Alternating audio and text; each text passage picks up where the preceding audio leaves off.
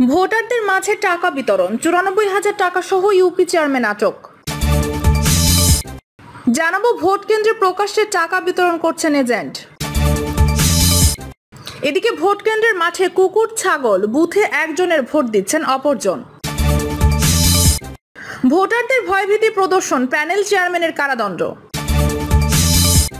জানাবো খালেদা জিয়ার শারীরিক অবস্থা দ্রুত অবনতি, বিএনপির প্রস্তুতি কি? শুনছিলেন সংবাদ শিরোনাম, এবারে বিস্তারিত। ভোটারদের মাঝে টাকা বিতরণ ৯৪,০০০ টাকা সহ ইউপি চেয়ারম্যান আটক। সিরাজগঞ্জের বেলকুচিতে একটি ভোট কেন্দ্র থেকে নগদ ৯৪,০০০ টাকা সহ ভাঙাবাড়ি ইউপি চেয়ারম্যান জহুরুল ইসলামকে আটক করেছে জেলা গোয়েন্দা পুলিশ। বুধবার দুপুর 12:15টার দিকে বেলকুচি উপজেলার ভাঙাবাড়ি ইউনিয়নের তামাই পশ্চিমপাড়া সরকারি প্রাথমিক বিদ্যালয় কেন্দ্র থেকে তাকে আটক করা হয়। জেলা গোয়েন্দা ডিবি পুলিশের ভারপ্রাপ্ত কর্মকর্তা মোহাম্মদ জুলহাজ উদ্দিন বিষয়টি নিশ্চিত করেছেন। তিনি বলেন, ভোট কেন্দ্রে ভোটারদের মাঝে নগদ টাকা বিতরণ করে নির্বাচনকে প্রশ্নবিদ্ধ করছিলেন এই ইউপি চেয়ারম্যান। এ সময় তাকে টাকা সহ হাতে নাতে টাকা ধরা হয়। ম্যাজিস্ট্রেটকে জানানো হয়েছে, নির্বাহী ম্যাজিস্ট্রেটকে জানানো হয়েছে, তারা এলে পরবর্তী পদক্ষেপ নেওয়া হবে। ওই এলাকার দায়িত্বে থাকা কামারখন্দ সার্কেলের সহকারী পুলিশ সুপার মোহাম্মদ আদনান মোস্তাফিজ বলেন, চেয়ারম্যান দিয়ে ভোট কেন্দ্র এলাকায় ভোট কেনার চেষ্টা করছিলেন, তাকে হাতে নাতে আটক করা হয়েছে। তিনি কোনো প্রার্থীর হয়ে ভোট কেনার চেষ্টা করছিলেন, এটা প্রাথমিকভাবে জানা যায়নি। এ ব্যাপারে আইনগত ব্যবস্থা প্রক্রিয়াধীন। ভোট কেন্দ্রে প্রকাশ্যে টাকা বিতরণ করছেন এজেন্ট। কক্সবাজার সদর উপজেলা পরিষদের নির্বাচনে ভোট কেন্দ্রে প্রকাশ্যে টাকা বিতরণ করতে দেখা গেছে মাসুদ পারভেজ নামে এক এজেন্টকে। তাকে আটক করে জিজ্ঞাসাবাদ করা হচ্ছে বলে জানা গেছে। বুধবার দুপুর 1টার দিকে সদর উপজেলা চৌপন্ডি দক্ষিণের রাখাইনপাড়া সরকারি প্রাথমিক বিদ্যালয় কেন্দ্রে এই ঘটনা ঘটে। ওই এজেন্ট মোটরসাইকেল প্রতীকের প্রার্থী নুরুল আফসারের পক্ষে টাকা বিতরণ করেছেন বলে জানা গেছে। সরেজমিনে গিয়ে জানা যায়, এজেন্ট পারভেজ কেন্দ্রে ভোটারদের টাকা বিতরণ করছিলেন। সাংবাদিকদের দেখে মুখিয়ে দ্রুত কেন্দ্রের ভেতরে পালিয়ে যান। তবে তার প্রকাশ্যে টাকা বিতরণের ঘটনাটি এক প্রতিবেদকের করা ভিডিওতে ধরা পড়ে। আরমান নামের এক ভোটার বলেন, যারা মোটরসাইকেল মার্কায় ভোট দিচ্ছেন তাদের ১,০০০ করে টাকা দেওয়া হচ্ছে। আমরা কেন্দ্রের দায়িত্বে থাকা পুলিশের ওসি সুজনকে জানালেও তিনি কোনো পদক্ষেপ নেননি। নির্বাচনের দায়িত্বে থাকা এক্সিকিউটিভ ম্যাজিস্ট্রেট সজীব তালুকদার বলেন, টাকা বিতরণের ভিডিওটি আমি দেখেছি, ওই এজেন্টকে আটক করা হয়েছে। ওই বিষয়ে আনারস প্রতীকের প্রার্থী মুজিবুর রহমান বলেন, মোটরসাইকেল প্রতীকের প্রার্থী নুরুল আফসার বিভিন্ন কেন্দ্রে টাকা বিতরণ করেছেন।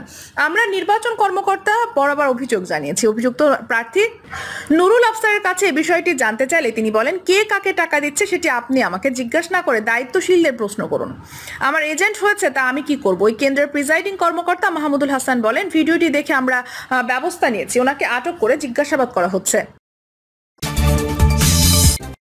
ভোট কেন্দ্রের মাঠে কুকুর ছাগল বুথে একজনের ভোট দিচ্ছেন অপরজন।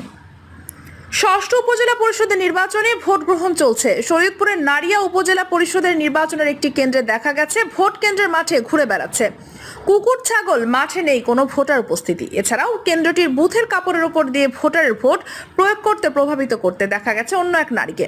সরেজমিনে গিয়ে কেন্দ্রটিতে দেখা যায় কেন্দ্রটির মোট ভোটারদের কোনো লাইন নেই। মাঠে ঘুরে বেড়াচ্ছে দুইটি কুকুর ও একটি ছাগল। পাশে বসে অলস সময় পার করছেন পুলিশের সদস্যরা। এরপর কেন্দ্রটির ভেতরে প্রবেশ করে বারান্দায় দাঁড়িয়ে থাকে দেখা যায়। তথ্য যাচাই শেষে ফিঙ্গারপ্রিন্ট দিয়ে সাদা কাপড় দিয়ে মোড়ানো পুরে বুথের ভেতরে ঢুকেছেন এক নারী ভোটার। ওই নারী ভোটারকে সাদা কাপড়ের উপর দিয়ে কোনো মার্কায় ভোট করবেন তা দেখিয়ে দিচ্ছেন আরেক নারী। ভোট প্রয়োগ শেষে ওই ভোটারের কাছে বিষয়টি জানতে চাওয়া হলে তিনি জানান, যশোর কলেজ থেকে এইচএসসি পাশ করেছেন তিনি। ইভিএম এ ভোট কিভাবে দিতে হয় তা তিনি জানেন না, তাই এক নারী তাকে ভোট প্রয়োগ করতে সহযোগিতা করছেন। তবে তিনি ওই নারীকে চেনেন না। ভোট প্রয়োগের সহায়তাকারী ওই নারীর কাজে গণমাধ্যম কর্মীরা বিষয়টি জানতে চাইলে তিনি বলেন, আমি ভোট গ্রহণ প্রক্রিয়ার সঙ্গে জড়িত কোনো ব্যক্তি নই। Majid Jarina foundation school and college দপ্তরি পদে চাকরি করি, ওনাকে আমি ভোট প্রয়োগের সহায়তা করেছি। এমন সময় ভোজেশ্বর ইউনিয়ন পরিষদের সাবেক চেয়ারম্যান নুরুল হক এসে ক্যামেরা বন্ধ করতে বললে গণমাধ্যম কর্মীদের পরে তিনি গণমাধ্যম কর্মীদের পাশে ডেকে বলেন, আপনারা পাচক কেন্দ্রে যান, আপনাদেরকে সামর্থ্য করে মারধর করা হয়েছে। সাবেক ইউপি চেয়ারম্যান নুরুল হক নারিয়া উপজেলা পরিষদ নির্বাচনের মোটরসাইকেল প্রতীকের চেয়ারম্যান প্রার্থী AKM ইসমাইল হকের আপন বড় ভাই ও ভোট প্রয়োগের সহায়তাকারী ওই নারী ইসমাইল হকের বড় ভাই AKM শহীদুল হক প্রতিষ্ঠিত Majid Jarina foundation school and কলেজের দপ্তরি। বিষয়টি নিয়ে কেন্দ্রটির প্রিজাইডিং অফিসার আব্দুর রহমান ঢাকা পোস্টকে বলেন, আমি আপনাদের সামনে বলে দিচ্ছি, ফের যেন এমন না হয়। মাঠে কুকুর ছাগল ঘুরে বেড়াচ্ছে, ভোট প্রয়োগ করছেন কিংবা কত ভাগ? এমন প্রশ্নের জবাবে তিনি বলেন, কেন্দ্রটিতে মোট ভোটার সংখ্যা ৩,৬০৬ জন। সকাল 10টা পর্যন্ত 10% ভোট প্রয়োগ করেছেন ভোটারগণ। ভোটারদের ভয়ভীতি প্রদর্শন, প্যানেল চেয়ারম্যানের কারাদণ্ড। চুয়াডাঙ্গার দামুর ও হুদা উপজেলা পরিষদের নির্বাচনে ভোটারদের ভয়ভীতি প্রদর্শনের অভিযোগে আবু সিদ্দিক নামে এক ইউপি সদস্যকে কারাদণ্ড দিয়েছেন ভ্রাম্যমাণ আদালত।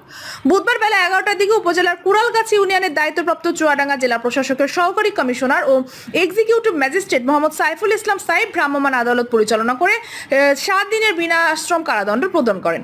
সাজাপ্রাপ্ত আবু সিদ্দিক কুড়ালগাছি ইউনিয়ন পরিষদের 2 নং ওয়ার্ডের ইউপি সদস্য ও 1 নম্বর প্যানেল চেয়ারম্যান হিসেবে দায়িত্ব ছিলেন। তিনি আনারস প্রতীকের চেয়ারম্যান প্রার্থী ও বর্তমান চেয়ারম্যান আলী মনসুর বাবুর সমর্থক। এর আগে সকালে ইউনিয়নের চণ্ডীপুর এলাকায় ভোটারদের ভয়ভীতি প্রদর্শনের অভিযোগে ইউপি সদস্য আবু সিদ্দিক ও আব্দুর রাজ্জাক নামে দুজনকে আটক করে পুলিশ। পরে ভ্রাম্যমাণ আদালতের বিচারক ইউপি সদস্যকে 7 দিনের বিনাশ্রম কারাদণ্ড প্রদান করেন। সহকারী কমিশনার ও এক্সিকিউটিভ ম্যাজিস্ট্রেট মোহাম্মদ সাইফুল ইসলাম সাইদ বলেন, ভোটারদের ভয়ভীতি প্রদর্শনের অভিযোগে আবু সিদ্দিক নামে এক ব্যক্তিকে 7 দিনের বিনাশ্রম কারাদণ্ড প্রদান করা হয়েছে। অপরদিকে চুয়াডাঙ্গা জীবননগর উপজেলা পরিষদের নির্বাচনে ভোটার ও পোলিং এজেন্টদেরকে ভয়ভীতি প্রদর্শনের অভিযোগে শাখাওয়াত হোসেন নামের এক ব্যক্তিকে আটক করেছে পুলিশ। বুধবার সকাল 10টার দিকে উপজেলার কাটাপোল থেকে তাকে আটক করা হয়। তিনি কাপ পিরিজ প্রতীকের চেয়ারম্যান প্রার্থী ও বর্তমান চেয়ারম্যান হাফিজুর রহমানের সমর্থক। চুয়াডাঙ্গা জেলা পুলিশের অতিরিক্ত পুলিশ সুপার নাজিমউদ্দিন আল আজাদ ঢাকা পোস্টকে বলেন, ভোটার ও পোলিং এজেন্টদের ভয়ভীতি প্রদর্শনের অভিযোগে শাখাওয়াত নামের একজনকে আটক করে হেফাজতে নেওয়া হয়েছে। তিনি কাপ পিরিজ প্রতীকের চেয়ারম্যান প্রার্থীর সমর্থক বলে জানা গেছে। এছাড়া তার বিরুদ্ধে একাধিক মামলা রয়েছে বলে জেনেছি। ঊর্ধ্বতন কর্মকর্তাদের নির্দেশনা অনুযায়ী পরবর্তী আইনানুগ ব্যবস্থা গ্রহণ করা হবে। খালেদা জিয়ার শারীরিক অবস্থা দ্রুত অবনতি, বিএনপির প্রস্তুতি কি? লিভার সিরোসিস, আর্থারাইটিস, হার্টে রিং পরানো ও ডায়াবেটিস প্রধানত এই 4টি অসুখে ভুগছেন বিএনপি চেয়ারপারসন খালেদা জিয়া। এর মধ্যে লিভারের সবচেয়ে বেশি এবং যে কোনো সময় শারীরিকভাবে বড় ধরনের সমস্যার সৃষ্টি হতে পারে। এ কারণে হাসপাতালে আসা যাওয়ার মাধ্যমে রয়েছে তিনি। সাবেক প্রধানমন্ত্রী খালেদা জিয়ার সর্বশেষ শারীরিক অবস্থার বর্ণনা দিচ্ছিলেন চেয়ারপারসনের কার্যালয়ে এক দায়িত্বশীল ডাক্তার AZM জাহিদ হোসেনকে উদ্ধৃত করে। এই দায়িত্বশীল জানান, লিভারের চিকিৎসায় মার্কিন যুক্তরাষ্ট্রের চিকিৎসকরা কিছু টিপস পুনঃস্থাপন করেছেন যা সাময়িক।